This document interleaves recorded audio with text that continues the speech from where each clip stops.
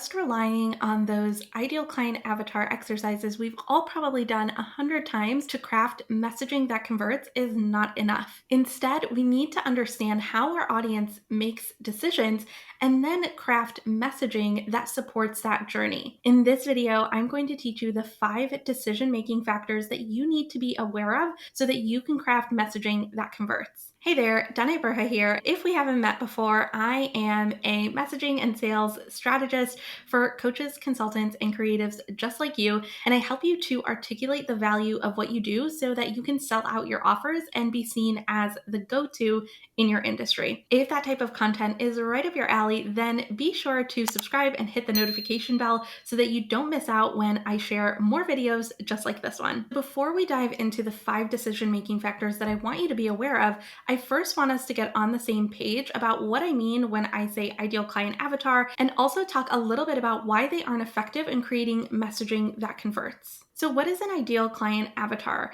An ideal client avatar is a profile that you create based on characteristics and traits of the person that you most want to work with. Now, if you've done any sort of ideal client avatar work, you know that there are all sorts of questions that can be asked in an ideal client avatar exercise, and everyone has different things that they include in their ideal client avatars. But there are typically 5 categories that we base these profiles off of. These 5 categories are demographics, personality, lifestyle, problems and challenges, desires and wants. I'll dive into what each of those categories entails. Demographics are things like your ideal client's age, income, marital status, educational background. So, did they go to college? Are they married? Do they have kids? How old are they? How much money do they make every year? That's typically what goes into a demographic profile. Personality really encapsulates what makes them them. So, what is their taste in music? What kind of movies do they like? What kind of books do they read or magazines do they buy? And also, what is their personality? Are they witty? Are they sarcastic? Are they funny? Are they serious? That is really what we're talking about when we think about their personality profile. Lifestyle really answers the question of how do they live. So this is looking at what does their day-to-day look like? What are their hobbies? What are the kinds of things that they have around their home, in their car, at their desk at work? What kind of tools are they using in their day-to-day?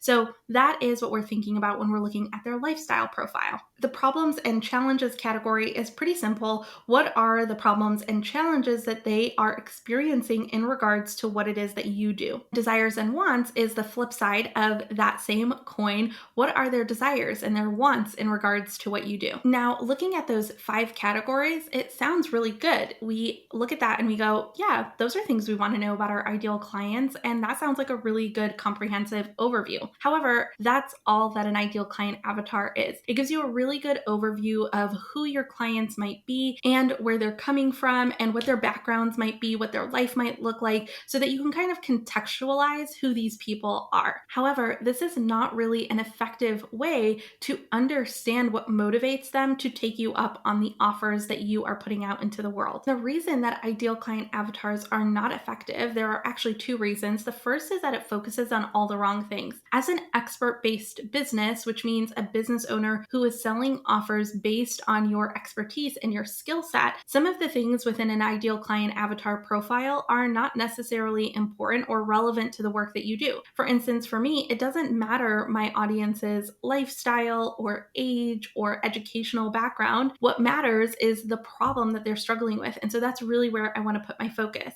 However, for some product-based businesses and some brick and mortar service-based businesses, knowing some of these elements about their audience is going to be really important in how they sell them their products and services. But here, most of us are coaches, consultants, and creatives, and so those elements might not really apply to us. The second reason that an ideal client avatar is not really that effective is that it tells you absolutely nothing about how they make a buying decision, which is the most important and most critical part of sales and effective communication. If you don't know how someone makes decisions, how can you provide the information that they need in order to make that decision?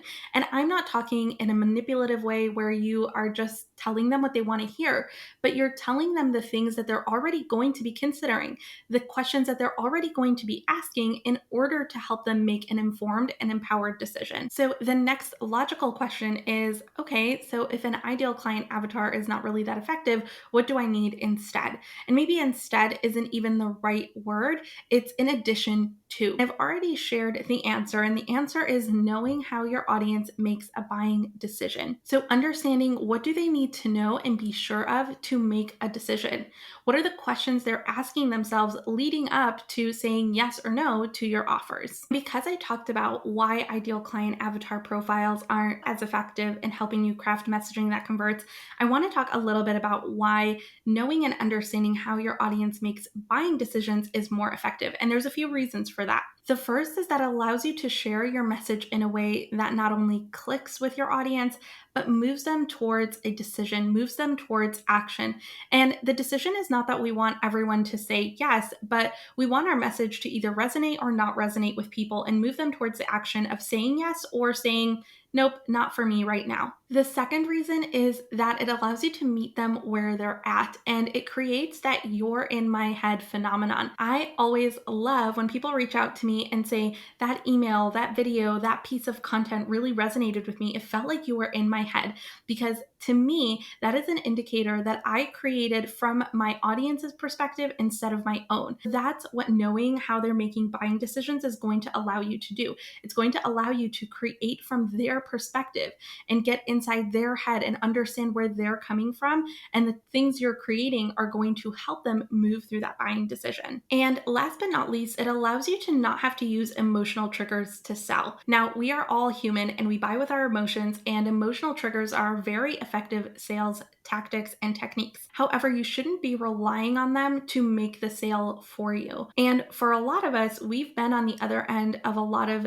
emotionally charged sales experiences, and they don't feel good. And the reason for that is when we buy from an emotionally triggered place, we typically aren't making decisions that we feel empowered to make or that we feel really informed about. We are just buying something because our emotions are driving that decision. Instead, we want to be salespeople, because we are all salespeople in our businesses, that allow our audience to make informed and empowered decisions.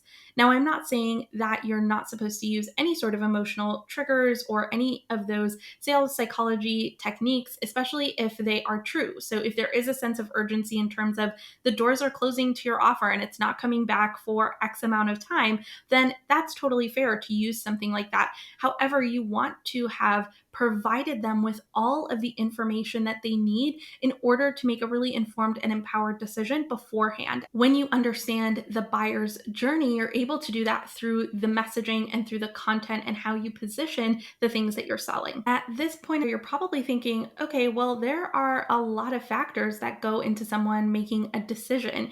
And you're right, different factors and different things are going to matter to different people based especially on who you're selling to and what you're selling. So the next logical question becomes, well, how do I know what's important to my audience? What factors are they using in their decision-making process? That's actually where the 5 decision-making factors comes into play. If you're running an expertise-based business, which means you are creating offers and solving problems based on a specific skill set that you have, there are 5 key decision-making factors that you need to be aware of and be addressing through your messaging. These 5 decision-making factors are things that I have distilled over the years working with my clients and in my own business. I actually like to think about it as another angle to approach the buyer's journey from, because I'm going to be sharing with you what are the questions that they're asking in each of these 5 decision-making factors in order to decide whether your offer is a heck yes or a no, not right now. The 5 decision-making factors are awareness, understanding, relevance, trust, and offer fit. The first decision-making factor is awareness. And the question they're asking themselves here is, do I identify as having this problem? Am I struggling with this problem that this person solves? In other words, are they aware of the problem that they're facing? A lot of times, people who find us online, who find our content, who find our podcasts or videos, they are not aware that they even have a problem, or a lot of times their problem is misdiagnosed. The reason awareness is so important is that if your perfect fit people don't see that the problem you solve is a problem that they have, then they aren't going to be investing into solving that problem. For instance, if someone is trying to sell you a product or a service to help you increase your energy, but if you don't think that you have an energy problem, then you aren't going to be investing resources, time, and money to solve a problem that you don't believe exists. Now, the nuanced thing about awareness is that sometimes our messaging and our content needs to help our audience identify and then diagnose the problem. For instance, someone might be struggling with low sales in their business, and there can be many reasons for this depending on what they're doing, what they're selling, who they're selling to, right? Your job as a launch strategist is to help them identify and then diagnose their problem as being a result of not launching effectively. This doesn't mean that we are trying to push people to identify with the problem that we solve. We have to be the experts in this. You want to be very specific about the problem they're experiencing and how it's showing up for them and what some of those symptoms might be so that they can effectively diagnose themselves with the problem and identify with being someone who is struggling with that problem, which leads us into the second decision-making factor, which is understanding. The question they're asking themselves here is, do I understand the problem? And do I understand what's required in order for me to see results? This doesn't mean that they need to understand how to solve the problem. The how comes in their work with you and your work together in order to get to that transformation. But they do need to understand the problem and then what is required in order to solve that problem. For instance, if the problem you solve requires that someone has a team or an ad budget in order to see results, then that's something you're going to want to put into your messaging and your content beforehand so that your audience has an understanding of where they need to be at in order to get the most out of working with you. This even extends to time. If there's a certain amount of time someone needs to invest into a specific problem in order to see results and see the transformation, then that's something you're going to want to put into your messaging and your content in order to make sure that they fully understand what the problem is and the tools required in order to see the transformation. The next decision-making factor is relevance. And the question they're asking themselves here is, why do I need to solve this problem right now? Or in other words, how important is it to them to solve this problem right now? How much of a priority is it to them to solve this problem right now? If something is at the bottom of our priority list, it usually never gets tackled, right? It never gets solved, it never gets done. Now, you might be thinking, well, how can I influence whether someone thinks of this problem or this solution as being a priority for them? And there's two things that you can do in order to help them and support them as they think through this piece of the decision-making process. The first is really asking yourself, am I solving a high priority problem for my audience? If you're solving a problem that is not or will not be a priority for your audience, you're going to struggle to show them the value of the solution. If it's something that's never going to make it to the top of their priority list or is not anything that's even on their radar or something that they consider important or a big enough of a problem to solve, then you're always going to have an uphill battle of trying to convince people to move this to the top of their priority list.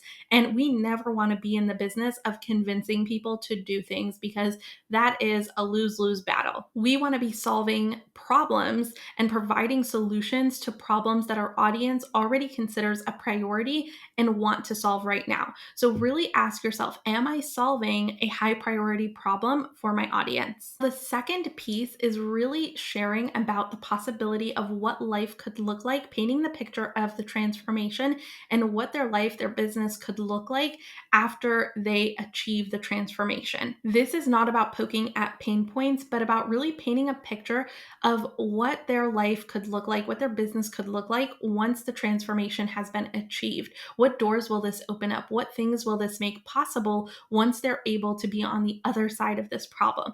A lot of times, knowing what our life could look like really starts to move things up on our priority list because we see it as I want to prioritize what my life and my business will look like once I get to that point, once I get to that transformation. And so by default, it makes the problem a higher priority that needs to be solved. So that's the other thing we want to do. Number one, ask yourself, are you solving a high priority problem for your audience? And number two, are you sharing enough about the transformation and the possibilities that open up once that transformation is achieved? This leads us to the fourth decision-making factor, which is trust. And they're asking themselves, do I trust you? Do I trust you to help me get the transformation and the results that I want? In other words, can they trust your expertise? Can they trust your process? Are your values aligned with each other? Do they feel like you are someone that they can trust to help get them over the finish line of the transformation they're looking for? Trust is not something that you can manufacture.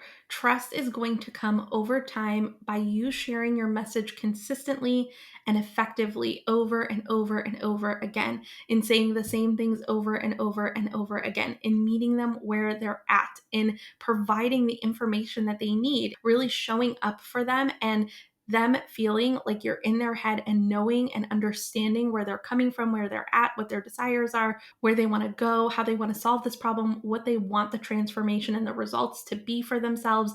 As you share that messaging, as you talk to them about these things, that trust is going to be built over time. Last but not least is offer fit.